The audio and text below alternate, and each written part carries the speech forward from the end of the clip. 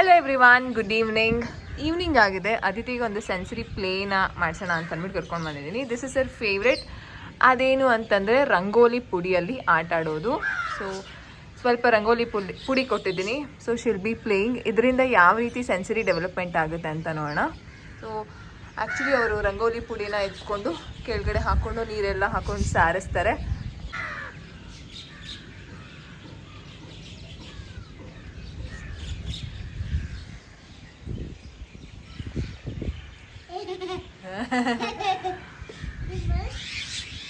Yes, it's a bird.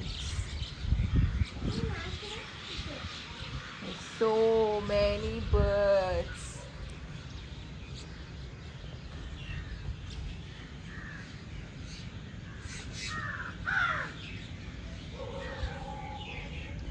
Sensory ಡೆವಲಪ್ಮೆಂಟ್ನ ಮಕ್ಕಳಿಗೆ ಕೊಡೋದ್ರಿಂದ ತುಂಬ ಒಳ್ಳೆಯದು. ಸೆನ್ಸರಿ ಅಂತ ಅಂದರೆ ಡಿಫ್ರೆಂಟ್ ಟೆಕ್ಸ್ಚರ್ಸ್ನ ಮಕ್ಕಳಿಗೆ ಮುಟ್ಟಿಸ್ಬೇಕಾಗತ್ತೆ.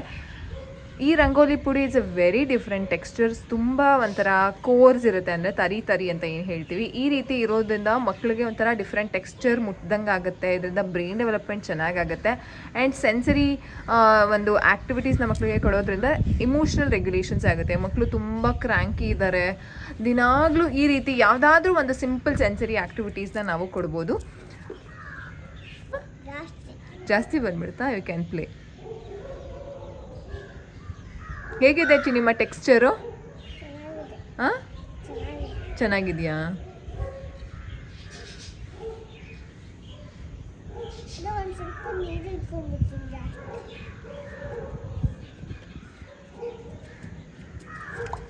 ಸೊ ಎರಡು ಒಂದು ಬೆನಿಫಿಟ್ಸ್ ಇದೆ ಇದರಲ್ಲಿ. ಒಂದು ರಂಗೋಲಿ ಪುಡಿ, ಇನ್ನೊಂದು water. So water play is always a hit with ಅದಿತಿಗೆ ವಾಟರ್ ಪ್ಲೇ ಅಂತಂದರೆ ತುಂಬಾ ಇಷ್ಟ. ನಾನಂತೂ ವಾಟರ್ ಪ್ಲೇಯಿಂದ ಕೋಲ್ಡ್ ಆಗುತ್ತೆ ಅನ್ನೋಂಥ ಕಾನ್ಸೆಪ್ಟ್ನೇ ಇಟ್ಕೊಂಡಿಲ್ಲ. ಆ್ಯಂಡ್ ಅದನ್ನು ನಾನು ಟ್ರಸ್ಟ್ ಸಹ ಮಾಡಲ್ಲ. She really enjoys with water. ನಿಮ್ಮ ಮಕ್ಕಳೇನಾದರೂ ತುಂಬ ಕ್ರ್ಯಾಂಕಿ ಆಗ್ತಾರೆ, ತುಂಬ ಬಿಹೇವಿಯರ್ಸ್ ಇದೆ ಅಂತ ಅಂದಾಗ ನೀವು ಪ್ರತಿದಿನ ಅವ್ರಿಗೆ ಸೆನ್ಸರಿ ಆ್ಯಕ್ಟಿವಿಟೀಸ್ನ ಪ್ಲ್ಯಾನ್ ಮಾಡಿ, ಅದರಲ್ಲೂ ನೀರಲ್ಲಿ ಆಟಾಡ್ಸೋದಕ್ಕೆ ಪ್ಲ್ಯಾನ್ ಮಾಡಿ. ಇದರಿಂದ ತುಂಬ ಚೆನ್ನಾಗಿ ಇಮೋಷ್ನಲ್ ರೆಗ್ಯುಲೇಷನ್ ಆಗುತ್ತೆ ಆ್ಯಂಡ್ ಕಾಮ್ ಆಗ್ತಾರೆ ಮಕ್ಕಳು. Emotional regulation is nothing but com. ಹೇಗೆ ವರ್ತನೆ ಮಾಡಬೇಕು, ಯಾರ ಜೊತೆ ಹೇಗೆ ವರ್ತನೆ ಮಾಡಬೇಕು ಅನ್ನೋದು ಇಮೋಷ್ನಲ್ ರೆಗ್ಯುಲೇಷನ್ ಆಗುತ್ತೆ. ಅದ್ರ ಜೊತೆ ನೀವು ವರ್ಕ್ ಮಾಡಬೇಕಾಗತ್ತೆ, ಯಾರ ಜೊತೆ ಹೇಗೆ ವರ್ತನೆ ಮಾಡಬೇಕು. ಆ್ಯಂಡ್ ಹತ್ತಿದ ತಕ್ಷಣ ಎಲ್ಲ ಕೊಟ್ಬಿಡೋದು, ಇದನ್ನೆಲ್ಲ ಮಾಡ್ತಾ ಇದ್ದರೆ ನೀವು ಏನೇ ಸೆನ್ಸರಿ ಪ್ಲೇ ಆಡಿಸಿದ್ರೂ ಅದು ವರ್ಕ್ ಆಗಲ್ಲ. ಸೊ ಮೇಕ್ ಶ್ಯೂರ್ ನೀವು ಮಗುಗೆ ಸೆನ್ಸರಿ ಪ್ಲೇನ ದಿನಾಗಲೂ ಕೊಡ್ತಾ ಇದ್ದರೆ ಅವರ ಇಮೋಷ್ನಲ್ ರೆಗ್ಯುಲೇಷನ್ ಆಗುತ್ತೆ, ಕಾಮ್ ಆಗ್ತಾರೆ ಮಕ್ಕಳು, ಅವರ ಸೆನ್ಸಸ್ ತುಂಬ ಚೆನ್ನಾಗಿ ವರ್ಕ್ ಆಗುತ್ತೆ. ಸೊ ಇವಾಗ ಈ ರಂಗೋಲಿ ಪುಡಿ ಇಸ್ ಅ ಡಿಫ್ರೆಂಟ್ ಟೆಕ್ಸ್ಚರ್. ಅದನ್ನು ಅವರು ನೀರಲ್ಲಿ ಹಾಕ್ಕೊಂಡು ಮಿಕ್ಸ್ ಮಾಡಿಕೊಂಡು, ಇವಾಗ ಅಲ್ಲಿ ಕೆಳಗಡೆ ಕಲ್ ಮೇಲೆಲ್ಲ ಹಾಕಿದಾರಲ್ಲ ಅದನ್ನೆಲ್ಲ ಹೀಗೆ ಸಾರಿಸ್ತಾರೆ. ಸೊ ಇದೆಲ್ಲ ಒಂದು ಗುಡ್ ಮೈಲ್ ಸ್ಟೋನ್ ಮಕ್ಕಳಿಗೆ. ಸೊ ಯಾವಾಗಿಂದ ಕೊಡೋದು ಅಂತಂದರೆ ಫ್ರಮ್ 9 months 1 year ನೀವು ಈ ಆ್ಯಕ್ಟಿವಿಟೀಸ್ ಎಲ್ಲ ಶುರು ಮಾಡ್ಬೋದು.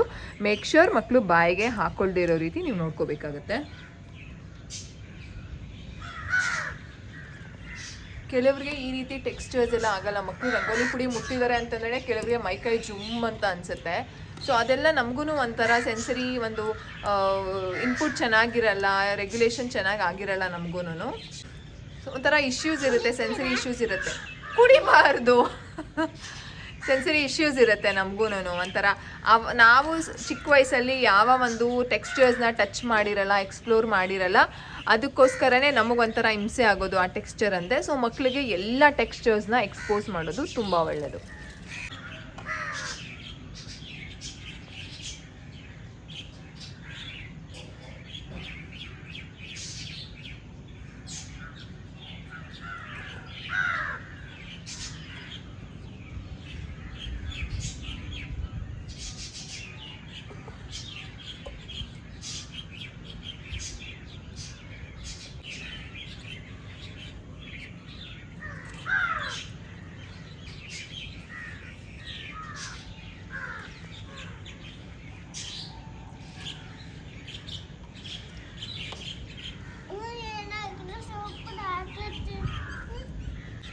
ಈ ರೀತಿ ಸೆನ್ಸರಿ ಪ್ಲೇಯಿಂದ ಹೇಗೆ ಮಕ್ಕಳ ಬ್ರೈನ್ ಕನೆಕ್ಷನ್ ಆಗುತ್ತೆ, ಬ್ರೈನ್ ಡೆವಲಪ್ಮೆಂಟ್ ಯಾವ ರೀತಿ ಆಗುತ್ತೆ ಅಂತಂದರೆ, ಮಕ್ಕಳು ಡಿಫ್ರೆಂಟ್ ಟೆಕ್ಸ್ಚರ್ಸ್ನ ಮುಟ್ತಾರೆ, ಆ ಟೆಕ್ಸ್ಚರಿಂದ ಕಲಿಕೆ ಚೆನ್ನಾಗಾಗುತ್ತೆ. ಇವಾಗ ಯಾವುದೋ ಒಂದು ಟೆಕ್ಸ್ಚರ್ನ ಮಗು ಮುಟ್ಟಿದೆ ಅಂತಂದರೆ ನೆಕ್ಸ್ಟ್ ಟೈಮ್ ಅದೇ ಟೆಕ್ಸ್ಚರ್ ಸಿಮಿಲರ್ ಇರುವಂತಹ ಟೆಕ್ಸ್ಚರ್ನ ಮುಟ್ಟಿದಾಗ ಮಕ್ಕಳ ಒಂದು ಮೆಮೊರಿ ಚೆನ್ನಾಗಾಗುತ್ತೆ, ರಿಟೆನ್ಷನ್ ಚೆನ್ನಾಗಾಗುತ್ತೆ, ಆ್ಯಂಡ್ ಅವರ ಕಾಗ್ನಿಟಿವ್ ಡೆವಲಪ್ಮೆಂಟ್ ತುಂಬ ಚೆನ್ನಾಗಾಗುತ್ತೆ, ಆ್ಯಂಡ್ ಫೋಕಸ್ ಅಟೆನ್ಷನ್ ಮಗು ಚೆನ್ನಾಗಿ ಕೊಡ್ತಾರೆ ಈ ರೀತಿ ಸೆನ್ಸರಿಯಿಂದ. ನೀವು ಅಬ್ಸರ್ವ್ ಮಾಡಿ, ಮಕ್ಕಳಿಗೆ ಮೆಸ್ಸಿ ಪ್ಲೇ ಅಂತಂದರೆ ತುಂಬ ಇಷ್ಟ ಆಗುತ್ತೆ. ಬರೀ ಸುಮ್ಮನೆ ಕುತ್ಕೊಂಡು ಪಜಲ್ ಮಾಡು ಅಥವಾ ಏನೋ ಒಂದು ಕುತ್ಕೊಂಡು ಆಟಾಡಿ ಪರವಾಗಿಲ್ಲ, ಸೊ ಮಾಡು ಅಂತಂದರೆ they are not that much interested, they won't show that much interest also. So ಈ ರೀತಿ ಮೆಸ್ಸಿ ಪ್ಲೇಗೆ ಯಾಕೆ ಇಂಟ್ರೆಸ್ಟ್ ಆಗುತ್ತೆ ಅಂತಂದರೆ, their brain learns more in this kind of activities, in this kind of ಒಂದು ಮೆಸ್ಸಿ ಪ್ಲೇಯಲ್ಲಿ ಮಕ್ಕಳಿಗೆ ತುಂಬ ಇಷ್ಟ ಆಗುತ್ತೆ, ಕಲಿಕೆನೂ ಚೆನ್ನಾಗಿರುತ್ತೆ. ನೀವು ಅಂದ್ಕೊಳ್ಬೋದು ಈಗ ಒಂದು ಅದೇ ರೀತಿ ಆಟ ಆಡ್ತಿರುವಂತಹ ಒಂದು ಇದರಲ್ಲಿ ಏನು ಡೆವಲಪ್ ಆಗುತ್ತೆ ಅಂತ. There is a huge development in that particular sensory play. And also ಇದರಿಂದ ಲ್ಯಾಂಗ್ವೇಜ್ ಸ್ಕಿಲ್ ಸಹ ಚೆನ್ನಾಗಾಗುತ್ತೆ, ಡಿಫ್ರೆಂಟ್ ಟೆಕ್ಸ್ಚರ್ಸ್ ಇಂಟ್ರೊಡ್ಯೂಸ್ ಆಗುತ್ತೆ. ಈಗ ಅವರೊಬ್ಬರೇ ಆಟ ಆಡ್ತಿದ್ದಾರೆ, earlier I also use to join her. So ಇದರಿಂದ ಲ್ಯಾಂಗ್ವೇಜ್ ಸ್ಕಿಲ್ಸ್ ಸಹ ಚೆನ್ನಾಗಿ ಡೆವಲಪ್ ಆಗುತ್ತೆ, ಸೋಷಿಯಲ್ ಸ್ಕಿಲ್ಸ್ ಚೆನ್ನಾಗಿ ಡೆವಲಪ್ ಆಗುತ್ತೆ. ನೋ ಸ್ಪ್ಲಾಶಿಂಗ್ ಪಾಪು. ಆ್ಯಂಡ್ ಆಲ್ಸೋ ಇದರಿಂದ ಫೈನ್ ಮೋಟರ್ ಸ್ಕಿಲ್ಸ್ ಚೆನ್ನಾಗಿ ಡೆವಲಪ್ ಆಗುತ್ತೆ. ಅಂತಂದರೆ ಈಗ ಅವರು ರಂಗೋಲಿ ಪುಡಿಗೆ ಕೈ ಹಾಕಿ ಎತ್ಕೊಳ್ಬೇಕು ಅಂತಂದರೆ ಎಷ್ಟು ಪ್ರೆಷರ್ ಹಾಕಬೇಕು ನಾನು ಆ ಬಾಕ್ಸಿಂದ ರಂಗೋಲಿ ಪುಡಿ ತೊಗೊಳ್ಳೋದಕ್ಕೆ ಅನ್ನೋದು ಫೈನ್ ಮೋಟರ್ ಸ್ಕಿಲ್ಸ್. ನೋಡಿ ಹೋಗಿ ಒಂದು ಇಡೀ ಎತ್ಕೊಳ್ಬೇಕಲ್ವ, so it's a fine motor skill. ಅವರ ಒಂದು ಪುಟ್ಟ ಪುಟ್ಟ ಫಿಂಗರ್ಸ್ಗಳು ಅಲ್ಲಿ ಚೆನ್ನಾಗಿ ಡೆವಲಪ್ ಆಗುತ್ತೆ. And also her gross motor. So ಅವರು ಇವಾಗ ಎದ್ದೇಳ್ತಾರೆ, ಕುತ್ಕೊಳ್ತಾರೆ, ಮಾಡ್ತಾರೆ. ಸೊ ಇದೆಲ್ಲ ಒಂದು ಗ್ರಾಸ್ ಮೋಟರ್ಗೆ ಬರುತ್ತೆ. ಆ್ಯಂಡ್ ನೆಕ್ಸ್ಟ್ ಕ್ರಿಟಿಕಲ್ ಥಿಂಕಿಂಗ್ ಚೆನ್ನಾಗಿ ಡೆವಲಪ್ ಆಗುತ್ತೆ. ಕ್ರಿಟಿಕಲ್ ಥಿಂಕಿಂಗ್ ಅಂತಂದರೆ ಎಷ್ಟು ನಾನು ಹಾಕಬೇಕು, ಎಷ್ಟು ಹಾಕಿದ್ಮೇಲೆ ನಾನು ನೀರು ಹಾಕಿದ್ರೆ ಒಂದು ಒಳ್ಳೆ ಟೆಕ್ಸ್ಚರ್ ಬರುತ್ತೆ ಅಂತ ಎಲ್ಲ ಮಗುಗೆ ಗೊತ್ತಾಗುತ್ತೆ. And it's a very nice activity. ಮಕ್ಕಳಂತೂ ತುಂಬ ಚೆನ್ನಾಗಿ ಎಂಜಾಯ್ ಮಾಡ್ತಾರೆ. And definitely it's going to be it's going to be a very messy play, but still ಮಕ್ಕಳಿಗೆ ತುಂಬ ಚೆನ್ನಾಗಿ ಕಲಿಕೆ ಇರುತ್ತೆ. ಸೊ ಇದನ್ನೆಲ್ಲ ಆಡಾದಮೇಲೆ ನಾನು ಆದಿತಿಗೆ ಫ್ರೆಶ್ ಅಪ್ ಮಾಡ್ತೀನಿ. ಸೊ ಎನಿವೇ, ಕಲಿಕೆಯಲ್ಲಿ ಎಷ್ಟೇ ಮೆಸ್ಸಿ ಆದ್ರೂ ಕಲಿಕೆ ಚೆನ್ನಾಗಿರುತ್ತಲ್ಲ, so we have to give more importance to that.